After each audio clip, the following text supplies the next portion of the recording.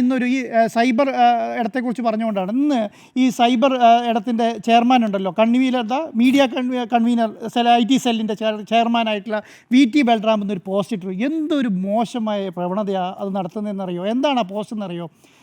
പിന്നെ നമ്മുടെ VV പ്രകാശിനെ സംഖ്യയായി PV അൻവർ ചിത്രീകരിച്ചു എന്നുള്ളതാണ്. നിങ്ങൾ അടുത്ത കാലത്ത് എവിടെയെങ്കിലും കേട്ടോ PV അൻവർ അങ്ങനെ ചിത്രീകരിക്കുന്നത്? PV പ്രകാശിനെ സംഖ്യയായി 2021 എന്ന് വിളിക്കുന്നത് അതാണ് 2021 പ്രകാശേട്ടൻ എന്ന് വിളിച്ചു എന്നാണ് ഇവ പറയുന്നത്. ഞാൻ ആ പോസ്റ്റ് കണ്ടിട്ടില്ല കേട്ടോ. ഇദ്ദേഹം പറയുന്നത്, അതായത് നമ്മുടെ VT ബൽറാം പറയുന്നത് 2021 കഴിഞ്ഞ തെരഞ്ഞെടുപ്പിൻ്റെ കാലത്ത് അദ്ദേഹം അൻവറും ഈ പറഞ്ഞ VV പ്രകാശും തമ്മിൽ അങ്ങോട്ടും ഇങ്ങോട്ടും എതിർ സ്ഥാനാർത്ഥികളായിരുന്നല്ലോ.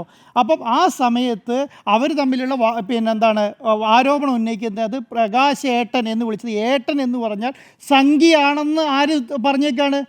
ഈ പറയുന്ന VT ബൽറാം പറഞ്ഞേക്കാം. എന്തൊരു അവസ്ഥയാണെന്ന് ചോദിച്ചാൽ, ആ കുടുംബത്തെ ഇവരെന്തിനാണ് അങ്ങനെ അവഹേളിക്കുന്നത്? ഇപ്പോൾ കോൺഗ്രസിൻ്റെ ഞാൻ പറയുന്നത്, ഇവർക്ക് വിഷമമായിട്ടുള്ള കാര്യം എന്ന് പറയുന്നത്, ഈ PV അൻവർ സ്ഥാനാർത്ഥി നാമനിർദ്ദേശ പത്രിക കൊടുത്തതിന് ശേഷം VV പ്രകാശിൻ്റെ വീട്ടിൽ പോയി ആ കുടുംബത്തെ സന്ദർശിച്ചു എന്നുള്ളതാണ്. അവർ കേരളത്തിൽ ഏത് സ്ഥാനാർത്ഥി എവിടെ ഏത് കുടുംബത്തിലും കയറി വോട്ട് അഭ്യർത്ഥിക്കാനുള്ള അവകാശമുണ്ടല്ലോ. അങ്ങനെ കണ്ട് ഒറ്റ വാക്കിൽ വിട്ടാൽ പോരെ? ഒറ്റ വാക്കിൽ വിട്ടാൽ മതി. ഇപ്പോൾ എന്ത് സംഭവിച്ചു? ഇവർ പോയി കണ്ടിട്ടില്ല.